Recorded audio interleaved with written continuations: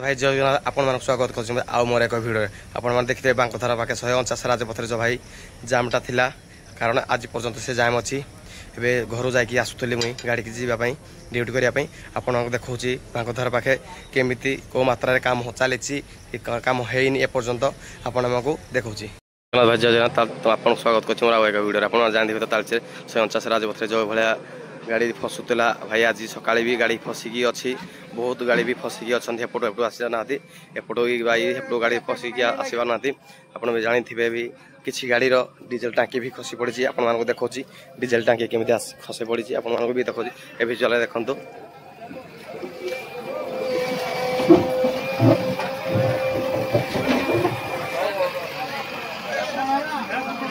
आप देखिए डीजेल टांकी केमी खसी पड़ी भाई भी आमर डीजेल डीजेल डीजेल टांकी भी तेल भी बाहर कर देखते भाई कौ भाया अवस्था है देखते भाई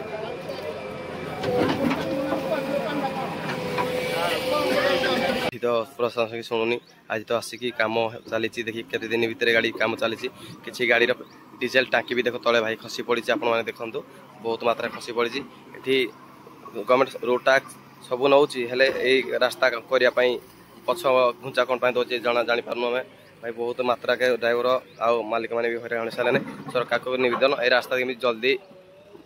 काम करने प्रयास करूँ। जय जगन्नाथ देखो भाई से भाई जड़े डीजेल टाणुं टांगी जय जगन्नाथ।